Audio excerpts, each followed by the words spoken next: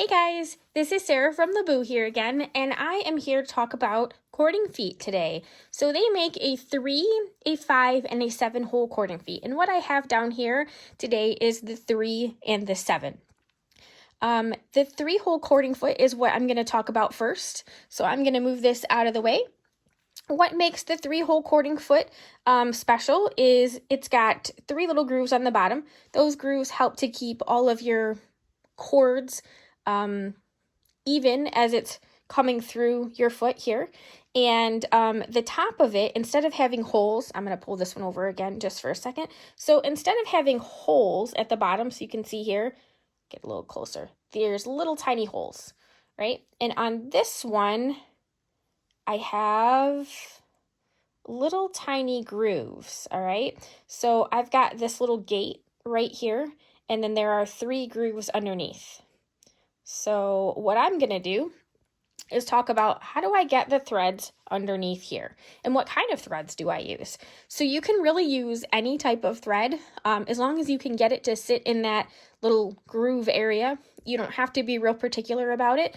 I have some different types of cording and some yarn sitting in front of me here. So this is a Pearl Crown. This one is, I believe, a number 8. This is a crochet yarn, and the crochet yarn is a number 7.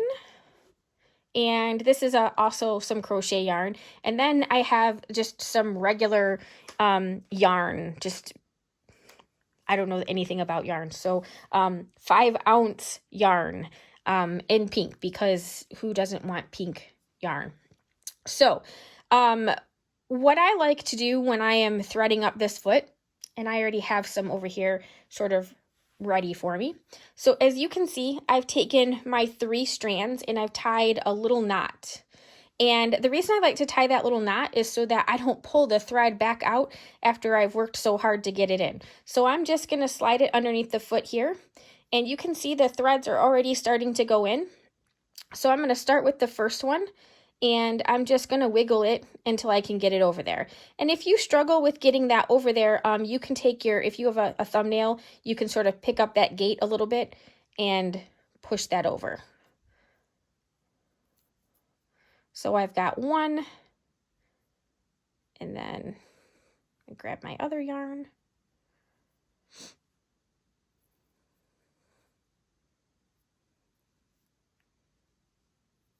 Get that under the foot.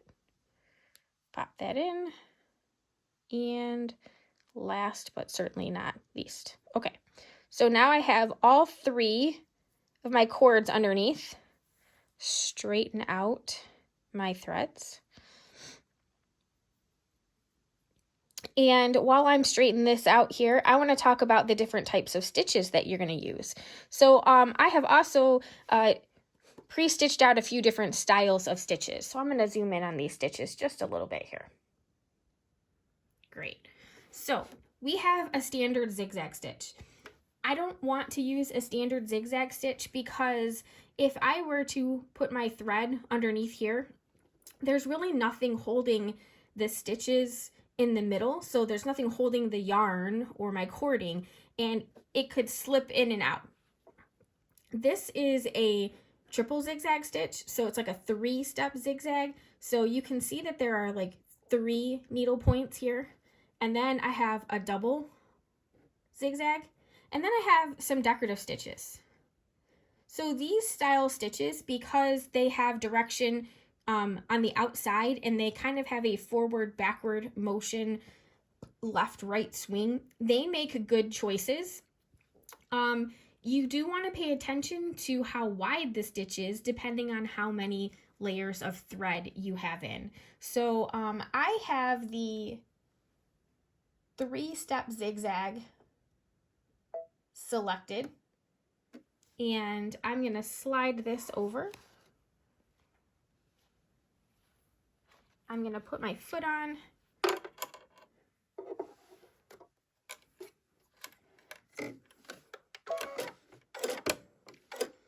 Okay, I have my foot on. I'm just going to kind of straighten these threads out in front of me. You could use monofilament thread if you wanted to for this purpose. I am using standard white sewing thread. This is just cotton all-purpose thread. My brand of choice is Presentia, which is what I have in there. I also have that same thing in my bobbin, and I do have a Microtex needle. You could pick whatever needle thread combination is appropriate for your particular project. So I'm just gonna slide this right underneath here and do a little stitching.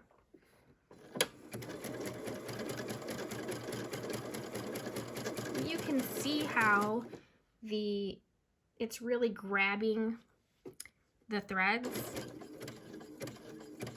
and it's going in between each of those. So that's that 3-step zigzag. So I could lengthen that a little bit so they weren't so close together.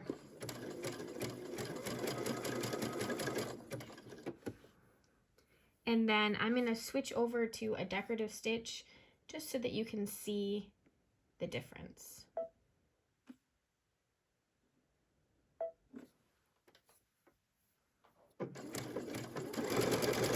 You can kind of see the fabric is definitely rocking back and forth.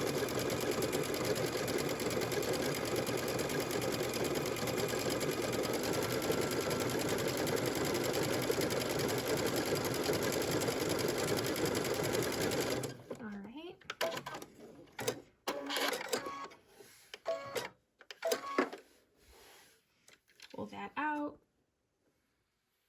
And here I have, so I've got my standard zigzag down here. I started with the standard setting and then I increased it a little bit so it wasn't so close together.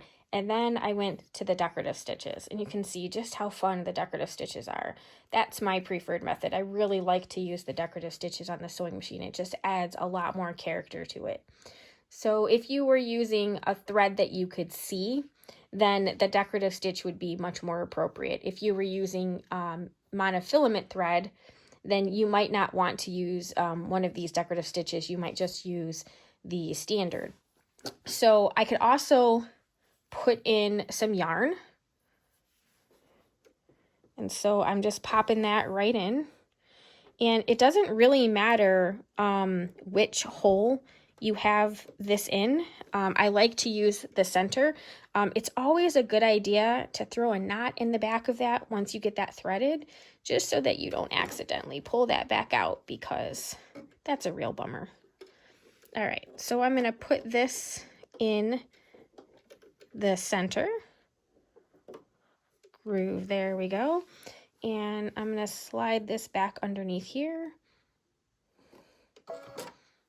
And since I only have one thread, I'm gonna go back just to that 2-step zigzag actually.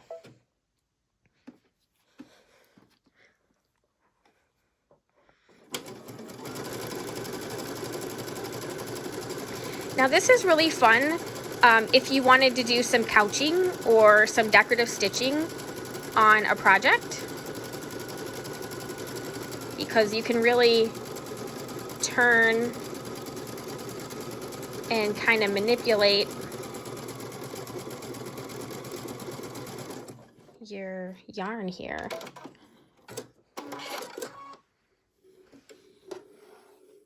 We'll pull that back out, and then you can see just how pretty that is. So you could adjust the length and the width and the style of stitch. It doesn't have to be this particular style of stitch. So if you wanted to do some embellishments on applique, this makes great embellishments for applique. This is really pretty to put around the outside of a binding.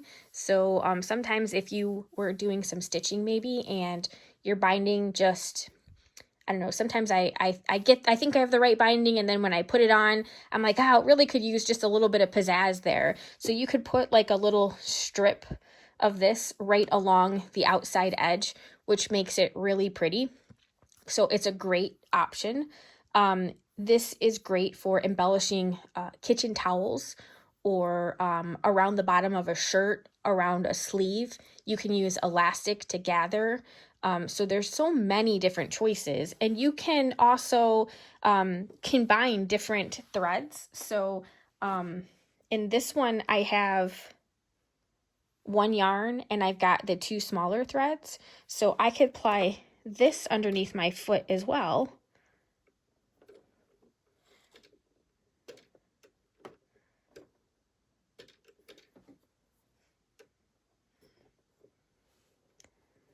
Just squish that underneath there. Move those pieces around.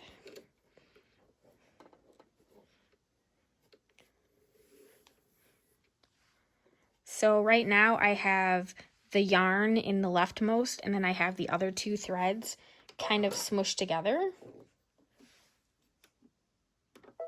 Now go back to that 3-step zigzag. Oops, doesn't work when there's no thread.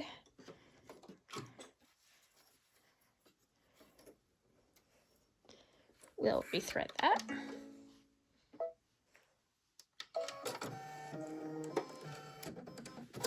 All right.